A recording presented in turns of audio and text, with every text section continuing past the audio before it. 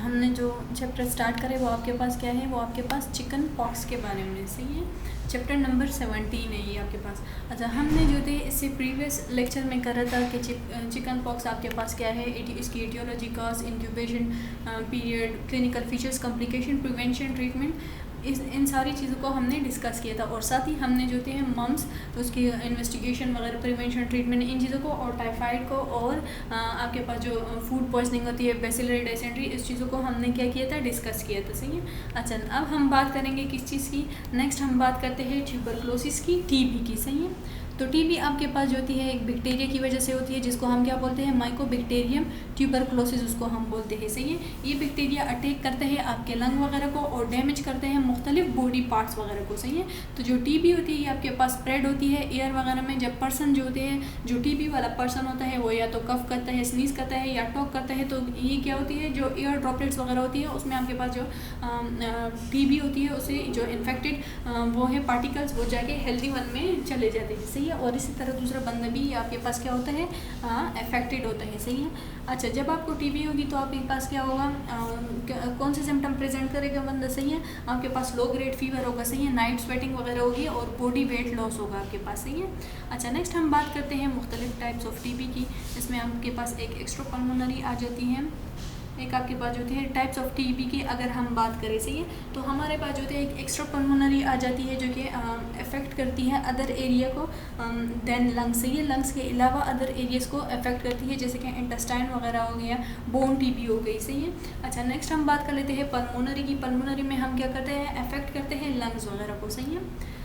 इस type of TB में हम क्या करते हैं, अफेक्ट करते हैं लंग्स वगैरह को। सही है। टाइप्स ऑफ टीबी में हम क्या करते हैं, टाइप्स ऑफ टीबी की अगर हम बात करें। सही है। तो हमारे पास जो है एक टीबी आपके पास जो है माइकोबैक्टीरियम ट्यूबरक्लोसिस होमिन की वजह से होती है, और दूसरी आपके पास जो है माइकोबैक्टीरियम ट्यूबरक्लोसिस बोमिन की वजह से होती है। सही है। तो ये दो तरह के टाइप्स है किस चीज़ के, उसकी वजह से बैक्टीरिया के, जो टीबी बैक्टीरिया, जो ट्यूबरक्लोसिस बैक्टीरिया है, उसके दो तरह के टाइप्स हमारे पास आ गई। सही है। अब हम बात कर लेते हैं ट्रांसमिशन ऑफ टीबी की।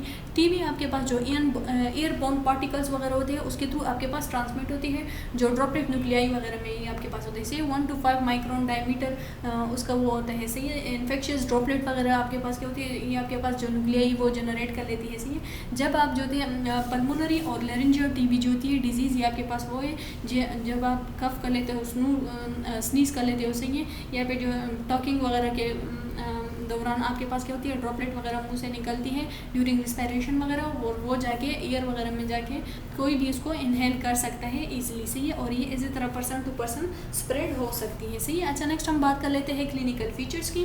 क्लिनिकल फीचर्स में हमारे पास कफ आ जाती है। सही है। कफ जो होती है या तो 3 या मोर वीक्स तक होगी। सही है। और इसमें जो होती है मोस्टली अक्सर जो होती है जब आप कफ करोगे उसमें ब्लड या म्यूकस वगैरह आएगा। सही है। चेस्ट पेन आपको होगा। सही है। पेन जो होता है, जो चेस्ट पेन होगा, सही है, वो आपके पास ब्रीथिंग और कफिंग के ड्यूरेशन दौरान भी आपके पास हो सकता है। सही है। आपके पास क्या होगी, वेट लॉस होगी, फैटीग होगा। सही है। फीवर आपके पास होगा, नाइट स्वेट और चिल्स वगैरह की कंडीशन आपके पास होगी। सही है। और उसमें आपके पास क्या होता है, एनारोक्सी वाली कंडीशन भी होती है, नाइट स्वेटिंग मोस्टली होती है। सही है। और शॉर्टनेस ऑफ ब्रेथ आपके पास होता है। सही है। अच्छा, नेक्स्टली हम बात करते हैं एग्रीगेटिंग फैक्टर्स के। सही है।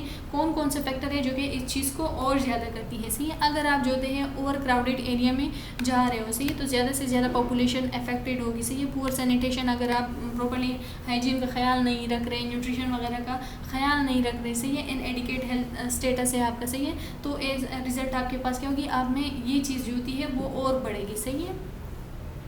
अच्छा, देन हम बात करते हैं इन्वेस्टिगेशन की। हम उसको टीबी को फाइंड आउट करते हैं अगर हम जो होते हैं एक्सरे करें। सही है। चेस्ट एक्सरे करें। सही है। ESR वगैरह हम करें, अगर हम जो होते हैं मेंटॉक्स टेस्ट वगैरह करें, स्पूटम वगैरह की एग्जामिनेशन हम करें। सही है। या जो हम जो PPD करें। सही है, प्यूरिफाइड प्रोटीन डेरिवेटिव्स वगैरह, उसको हम इन्वेस्टिगेट करें। सही है। तो ये सारी आपके पास इन्वेस्टिगेशन टेक्निक आ जाती है किस चीज़ को, ट्यूबरक्लोसिस को फाइंड आउट करने के लिए। सही है। और हम खुद को प्रिवेंट कर सकते हैं टीबी से BCG वैक्सीन के थ्रू। सही है। अब हम बात कर लेते हैं जो टीबी है, ट्यूबरक्लोसिस है, उसके ट्रीटमेंट वगैरह की। तो हम क्या करते हैं, एंटी टीबी ड्रग हम लेते हैं। सही है। एंटी टीबी ड्रग हमारे पास जो होते हैं, फर्स्ट लाइन जो एंटी टीबी ड्रग है उसमें हमारे पास क्या होते हैं, रिफाम्पिसिन, पायरिजिनामाइड, इथम्ब्यूटोल वगैरह, ये हम जो थे फर्स्ट 8 मंथ्स तक हम ये लेते हैं। सही है। फर्स्ट 2 मंथ्स में हम क्या करते हैं, रिफाम्पिसिन, पायरिजिनामाइड और इथम्ब्यूटोल जो होते हैं नेक्स्ट 6 मंथ तक हम लेते हैं, और साथ ही हम रिफाम्पिसिन और इथम्ब्यूटोल वगैरह भी हम लेते हैं। सही है। अच्छा, हमें क्या करना है, ट्रीटमेंट हम कर सकते हैं अगर हम क्या करें, प्रोटेक्ट करें जो एग्रीगेटिंग फैक्टर है उस चीज़ को, सही है। तो हम जो थे ऑटोमेटिकली ऑटोमेटिकली हम क्या करेंगे, ट्रीट करेंगे खुद को, सही है। आप जल्दी टीबी वगैरह से आपको जल्दी निजात मिलेगी, जो उसको ज़्यादा बढ़ाने वाले फैक्टर है अगर आप उसको कंट्रोल में रखो, सही है। सिम्टोमेटिक ट्रीटमेंट वगैरह करेंगे, सही है। एंटीबायोटिक वगैरह हम देंगे, एंटीबायोटिक थेरापी हम करेंगे ताकि हम प्रिवेंट करें जो अदर सेकेंडरी इन्फेक्शन वगैरह होती है, सही है, उसको प्रिवेंट करने के लिए, सही है।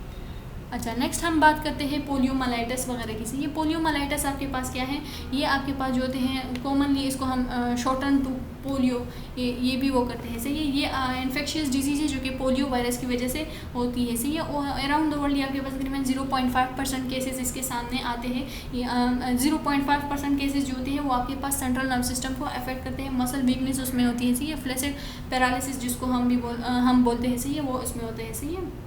ये आपसे जो पोलियोमाइलाइटिस होता है फ्यू आवर्स के लिए भी होता है, फ्यू डेज़ वगैरह के लिए भी होता है, सही है। ये आपके पास वायरल इन्फेक्शन है और आपके पास पोलियो वायरस से होता है जो कि आपके पास non envelope RNA containing virus है आपके पास, सही है। अच्छा, नेक्स्ट अगर हम ट्रांसमिशन की बात करें, सही है, तो ये आपके पास जो होती है, अच्छा 90 to 95% जो केसेस जो पोलियोमाइलाइटिस वाले होते हैं वो एसिम्प्टोमेटिक आ जाते हैं, रिमेन एसिम्प्टोमेटिक, सही है। एसिम्प्टोमेटिक उनमें कोई साइन सिम्टम अपीयर नहीं होती, सही है। और जो 1 to 5% पीपल होते हैं उनमें पैरालिसिस और लोअर लिम्ब पैरालिसिस ये चीज़ें अकर हो जाती है, सही है। अब हम बात कर लेते हैं ट्रांसमिशन की, तो ओरोफिकल रूट के थ्रू हम क्या करते हैं, इसकी ट्रांसमिशन होती है, सही है। इंक्यूबेशन पीरियड जो होती है वो आपके पास क्या है, 3 to 6 डेज़ है, सही है। आपके पास 3 to 6 डेज़ इसका क्या है, इंक्यूबेशन पीरियड है, सही है। अच्छा, अब हम बात कर लेते हैं क्लिनिकल फीचर्स की। क्लिनिकल फीचर में हम जो इनिशियल साइन सिम्टम वगैरह देखेंगे, सही है। पैरालिटिक पोलियो वगैरह की इसमें आपके पास फीवर आ जाता है, सही है। इसमें आपके पास हेडेक वगैरह आ जाता है, या नॉन पैरालिटिक पोलियो वगैरह में मोस्टली ये चीज़ें होती हैं, सही है। अच्छा, जो क्लिनिकल फीचर्स जैसे ही है उसमें आपके पास जो नोजिया, वोमिटिंग, डायरिया ये चीज़ आ जाती है, सोर थ्रोट होता है, सही है। जो मोटर न्यूरॉन लीजन वगैरह आपके पास अकर होती है, मसल वीकनेस होती है, हेडेक होता है, स्टिफ नेक वगैरह इनमें होते हैं, सही है। अच्छा, अब हम बात कर लेते हैं टाइप्स ऑफ पोलियोमाइलाइटिस वगैरह की, सही है। अगर हम टाइप्स की बात करें तो हमारे पास क्या होता है, एबॉर्टिव पोलियोमाइलाइटिस होगा, नॉन पैरालिटिक और पैरालिटिक पोलियोमाइलाइटिस आपके पास होता है, सही है। अच्छा, नेक्स्ट हम बात कर लेते हैं इन्वेस्टिगेशन की, सही है। इन्वेस्टिगेशन की हम बात करें तो हम क्या करेंगे, हिस्ट्री वगैरह को देखेंगे, सही है। फीसिस कल्चर वगैरह को चेक करेंगे, थ्रोट सेक कल्चर वगैरह को देखेंगे, सही है। ब्लड कल्चर, इन चीज़ों को हम क्या करेंगे, देखेंगे, सही है। अच्छा, नेक्स्ट हम बात कर लेते हैं प्रिवेंशन की, सही है। तो प्रिवेंशन मोस्टली हम क्या करेंगे, स्पेसिफिक इम्यूनाइजेशन वगैरह करेंगे, सही है। पोलियो वैक्सीन आपके पास जो हो गई, सही है, तो पोलियो वैक्सीन वगैरह हम लगाएंगे ताकि हम जो पोलियोमाइलाइटिस है इससे खुद को क्या कर सके, प्रिवेंट कर सके, सही है। अच्छा, अब हम बात करते हैं कि जो पोलियोमाइलाइटिस आपके पास अकर हो रहे हैं इसके रिजल्ट में कौन कौन सी कॉम्प्लिकेशन आपके पास अकर हो रही है, सही है। तो आपका गैस्ट्रिक डिस्टेंशन आप में होगी, सही है। हेमरेज वगैरह आपको होगा, सही है। ब्लैडर एटोनिटी वगैरह हम उसमें चेकेंगे। एटोनी आपके पास क्या है, ये आपके पास जब मतलब ब्लैडर इन्फ्लेम हो जाता है, फूल सा जाता है, सही है। अच्छा, मेंटल चेंजेस वगैरह को हम ऑब्जर्व करेंगे, सही है। नेक्स्ट हम बात कर लेते हैं ट्रीटमेंट की। जो पोलियोमाइलाइटिस है उसमें हम देख के एनर्जेसिक देंगे, पेन वगैरह के लिए सेडेटिव देंगे, सही है। बेड रेस्ट उसको रिकमेंड करेंगे, फिजियोथेरापी टेक्निक वगैरह वो हम अप्लाई करेंगे, सही है, उसको करेक्ट करने के लिए, इस प्रॉब्लम को सही करने के लिए, सही है। अच्छा, नेक्स्ट हम बात कर लेते हैं बर्ड फ्लू की, सही है। तो बर्ड फ्लू आपके पास क्या होती है, इसको हम एवियन इन्फ्लुएंजा भी बोलते हैं, सही है। ये आपके पास वायरल इन्फेक्शन है, इन्फेक्ट करते हैं जस्ट बर्ड वगैरह हो, सही है। इसमें आपके पास H5N1 ये आपके पास मोस्ट कॉमन फॉर्म है किस चीज़ का, बर्ड फ्लू वगैरह का, सही है। अच्छा, मोस्ट फॉर्म जो होते हैं वायरस वो आपके पास बर्ड्स वगैरह में रिस्ट्रिक्टेड होते हैं, सही है। अच्छा, ट्रांसमिशन की अगर हम बात करें, सही है, तो जो डिजीज़ वगैरह आपके पास ट्रांसमिट हो रही है वो या तो डायरेक्ट उसके थ्रू भी हो रही है या आपके पास इनडायरेक्टली वे के थ्रू भी आपके पास ट्रांसमिट होती हैं। मुख्तलिफ डेड पोल्ट्री वगैरह उसमें से, ये मुख्तलिफ बर्ड्स वगैरह में फीसिस वगैरह, जो बर्ड फीसिस वगैरह होती हैं उससे भी आप जो होते हैं उसकी ट्रांसमिशन उसकी पॉसिबल हो सकती है। अच्छा, नेक्स्ट हम बात करते हैं इंक्यूबेशन पीरियड की। इंक्यूबेशन पीरियड में हम क्या करते हैं 0 to 3 डेज़ या 2 to 3 डेज़ या आपके पास जो होते हैं 2 to 17 डेज़ जो होते हैं, इसका इंक्यूबेशन पीरियड है। सही है, जो बर्ड फ्लू है, जो बर्ड्स वगैरह में, डक्स वगैरह में, जो परिंदों वगैरह में ज़्यादातर होता है, सही है होता है, तो वो जो होती है उसकी ड्यूरेशन आपके पास कितनी आ जाती है 2 to 3 डेज़ या आपके पास 2 to 17 डेज़। सही है। अच्छा, नेक्स्ट हम बात करते हैं क्लिनिकल फीचर्स की। क्लिनिकल फीचर में आपके पास आ जाता है हाई ग्रेड फीवर। सही है, हाई ग्रेड फीवर 103 फ़ारेनहाइट आपके पास फीवर होगा, कफ स्पूटम वगैरह होगी। सही है, सोर थ्रोट होगा, स्नीजिंग, डायरिया वगैरह होगा, वॉमिटिंग होगी, एब्डोमिनल पेन वगैरह होगा। सही है, मुख्तलिफ ब्लीडिंग आएगी उनके नोज़ वगैरह से, रिस्पिरेटरी स्ट्रेस वगैरह उनमें होगा। अच्छा, अब हम बात करते हैं रिस्क फैक्टर वगैरह की। सही है, रिस्क फैक्टर जो होते हैं, जो एक्सपोजर है इन्फेक्टेड, जो एक्सपोजर अगर आप जो होते हैं एक्सपोज हो इन्फेक्टेड बर्ड्स के, तो आपको इजीली हो सकते हैं। सही है, उनको इजीली होने के चांसेस है, या कंटामिनेटेड इन्वायरमेंट के लिए आप एक्सपोज हो, सही है, या कोल्ड वेदर, एयर वगैरह, तो उस कंडीशन में भी आप ये बर्ड फ्लू जो होते हैं उनको हो सकता है। सही है। अच्छा, नेक्स्ट हम बात करते हैं किस चीज़ की, प्रिवेंशन की। प्रिवेंशन में ये है कि प्रॉपर हाइजीन का ख्याल रखना है। सही है, प्रॉपर हैंड वॉशिंग वगैरह करनी है। सही है, स्पेशली जब आप पोल्ट्री वगैरह, जो पोल्ट्री फार्म वगैरह हैंडल आउट करो। सही है, या जो यूटेंसिल वगैरह जिसमें आप इसको कुक कर रहे हो, सही है, जो रॉ मीट को कुक कर रहे हो, तो उसके लिए अलग यूटेंसिल वगैरह आप यूज़ करो। सही है, मेक श्योर कि मीट जो है आपका प्रॉपरली कुक हो जाए। सही है, प्रॉपर कुक मील वगैरह आप यूज़ करो। सही है, और जो लाइव बर्ड्स वगैरह होते हैं और पोल्ट्री वगैरह होती है, उसके साथ कॉन्टैक्ट में से आप क्या करो, अवॉइड करो। सही है, और गुड हेल्थ मेंटेनेंस वगैरह करो, निमोकोकल या सीजनल फ्लू वैक्सीन वगैरह आप लगाओ। सही है। अच्छा, इन्वेस्टिगेशन में हम क्या करते हैं।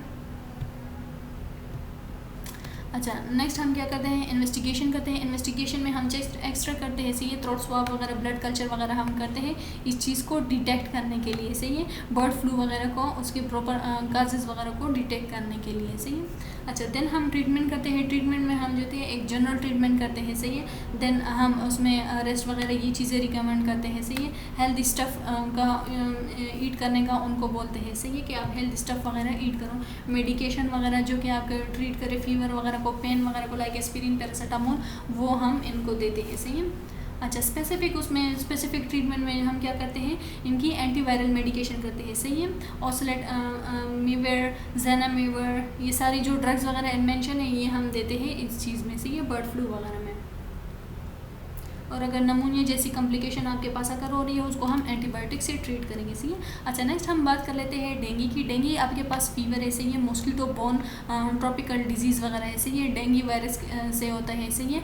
अच्छा, ये आपके पास जो होते हैं 3 to 14 डेज़ के बाद ये इन्फेक्शन आपके पास स्टार्ट हो जाता है। सही है, इसमें आपके पास हाई फीवर होगा, हेडेक होगा, वॉमिटिंग होगी, मसल और जॉइंट में पेन वगैरह होगा। सही है, स्किन रैशेज़ वगैरह स्किन रैशेज़ में भी आपने होगी। सही है, जो एल्डिस मॉस्किटोज़ है मोस्टली ये आपके पास उस वजह से होता है। सही है, इसको हम ब्रिक बॉर्न फीवर भी बोलते हैं। सही है, या डेंडी फीवर।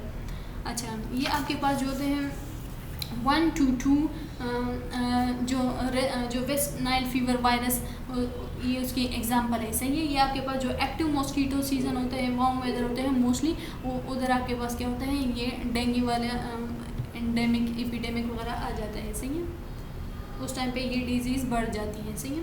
अच्छा, अब हम बात कर लेते हैं ट्रांसमिशन की। तो मोस्टली जो डेंगू होती है वो आपके पास किस वजह से होती है, वो आपके पास मॉस्किटोज़ की वजह से होती है। इंक्यूबेशन पीरियड, ड्यूरेशन की हम बात करें तो 3 to 15 डेज़ इसका इंक्यूबेशन पीरियड है, ड्यूरेशन है। सही है। अब हम क्लिनिकल फीचर की बात करें तो क्लिनिकल फीचर में आपके पास क्या होगा, हाई फीवर होगा, चिलनेस वगैरह होगी। सही है, एक्टिंग वगैरह होगी, हेडेक होगा, बैक एक्सट्रीमिटीज़ वगैरह पे। सही है, एब्डोमिनल आपके पास एब्डोमिनल पेन वगैरह होगा, टेंडरनेस होगी, परसिस्टेंट वॉमिटिंग आपके पास होगी। सही है, म्यूकोजल ब्लीडिंग वगैरह होगी, आपके पास लेथर्जी वगैरह होगी, रेस्टलेसनेस होगी और लिवर इनलार्जमेंट होगी। सही है।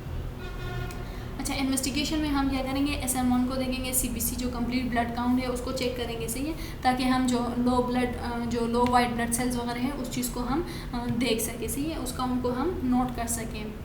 कॉम्प्लिकेशन में हमारे पास ब्लीडिंग आ जाती है, बोन मेरो फेलियर आ जाता है, शॉक आ जाता है। सही है, और डेथ वगैरह की कंडीशन आपके पास अगर हो जाती है। सही है। अच्छा, अगर हम ट्रीटमेंट की बात करें कि डेंगू की ट्रीटमेंट हम कैसे करेंगे। सही है, तो मोस्टली जो उसको हम क्या करेंगे, रेस्ट वगैरह प्रेफर करेंगे। सही है, एसिटोमिनोफेन वगैरह प्रेफर करेंगे फीवर और पेन वगैरह को रिलीव करने के लिए। सही है, और प्लेंटी ऑफ फ्लूइड्स ड्रिंक करने का कहेंगे। सही है, और उनको बोलेंगे कि आप जो है हाइड्रेटेड रहो। सही है। अच्छा आप जो थे जो सिम्प्टोमेटिक वो है उसमें आप क्या करोगे, पैरासीटामोल वगैरह भी आप दोगे पेन वगैरह के लिए, फीवर वगैरह के लिए, सही है। प्लेटलेट को आप प्रॉपर्ली मॉनिटर करोगे, प्लेटलेट काउंट को आप देखोगे, सही है। नेक्स्ट हम बात कर लेते हैं प्रिवेंशन की। तो प्रिवेंशन में हम क्या करेंगे, प्रोफाइलेटिक मेजरमेंट वगैरह देखेंगे, सही है, स्क्रीनिंग करेंगे। प्रोफाइलेक्सिस आपके पास ये है कि डिजीज़ अगर होने से पहले ही आप जो होते हैं प्रिवेंटिव मेजर लो और उसको जो होते हैं उस डिजीज़ को होने से आप क्या करो, प्रिवेंट करो, सही है। इंडोर स्लीपिंग को आप क्या करो, प्रमोट करो, सही है। मॉस्किटो नेट्स वगैरह जब आप सोया करो, मॉस्किटो नेट्स वगैरह लगाया करो, मॉस्किटो लोशन, मॉस्किटो स्प्रेस वगैरह करो ताकि मॉस्किटो आपसे क्या होगा, दूर भाग जाए, सही है, और आप में डेंगू होने के चांसेस ना हो, सही है। तो ये सारा लेक्चर आपका किस चीज़ के बारे में था, इसमें हमने बात की ट्यूबरक्लोसिस वगैरह की, देन हमने बात की उसकी ट्यूबरक्लोसिस, टीबी की, बर्ड फ्लू की बात की, डेंगू की बात की, पोलियोमाइलाइटिस वगैरह की बात की, सही है। तो होप सो आपको इस लेक्चर की समझ आई होगी। Thank you.